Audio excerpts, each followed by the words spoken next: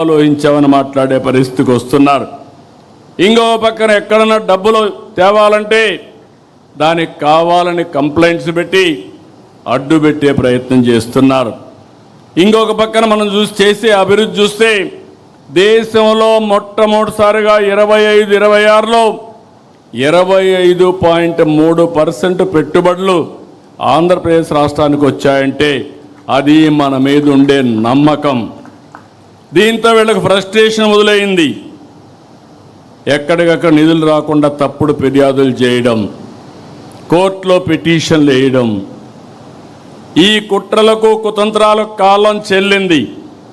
సమర్థవంతంగా ఎదుర్కొనే శక్తి ఎన్డీఏ గవర్నమెంట్కి ఇక్కడ ఉంది. ఇంకొక పక్కన మీరు చూస్తే ఆ పార్టీకి ఒక ఓసీడీ పట్టుకునింది. నేను మామూలుగా చెప్పడం లేదు ఈ మాట, అబ్సెసివ్ కంపల్సివ్ డిజార్డర్. ఇది ఒక వ్యాధి.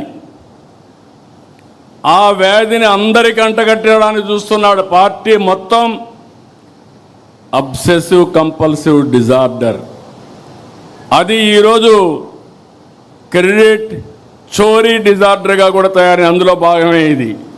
మీరు అందరూ అనుకుంటున్నారు ఒక జబ్బు ఉండే వ్యక్తి, చాలామందికి మెంటల్ ఇల్నెస్ వస్తూ ఉంది. ఇప్పుడు ఆ మెంటల్ ఇల్నెస్లో భాగమే ఓసిడి. అలాంటి వాళ్ళకు ఏది పట్టుకుంటే అదే, దేన్ని లెక్క పెట్టుకోరు. వాళ్ళ ఆశయాలకు అడ్డంగా ఎవరైనా వస్తే ఎంతకన్నా తెగాయించే పరిస్థితి వస్తుంది. వాళ్ళని ఇదే మరిగా మనం వదిలేస్తే ఇప్పుడు జరిగిన సంఘటన కూడా మనం గుర్తుపెట్టుకోవాలి. మనం వదిలిపెడితే దేశానికి స్వాతంత్రం తేవడానికి మేమే ఆలోచించామని కూడా చెప్తారు. అది నమ్మతారని కాదు, వాళ్ళ మనస్తత్వం. ఇంకో పక్క మీరు గుర్తుపెట్టుకోవాలి, సింధూరుకు కూడా డ్రోన్ ఆలోచన నేనే ఇచ్చానని చెప్పే పరిస్థితికి వస్తారు.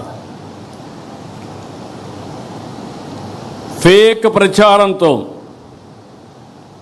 ఒక పటిష్టమైనటువంటి యంత్రాంగాన్ని ఎస్టాబ్లిష్ చేశారు.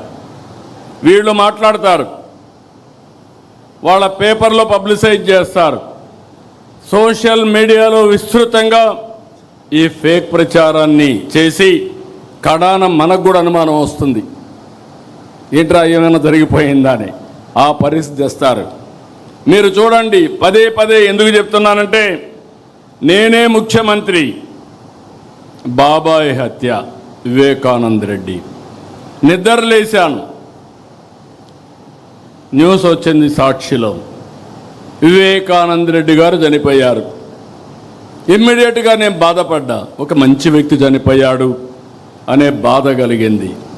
నా పక్కన ఐజీ ఇంటెలిజెన్స్ ఉన్నాడు, డీజీపీ ఉన్నాడు, సీఎంఓ ఉంది, ఎమ్మెల్యేలు ఉన్నారు, ఎంపీలు ఉన్నారు, మంత్రులు ఉన్నారు, హోమ్ మినిస్టర్ ఉన్నారు.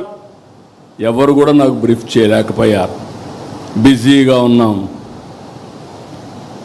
ఆయన కూతురు ఆ రోజు అడిగింది, ఇది కేస్ స్టడీ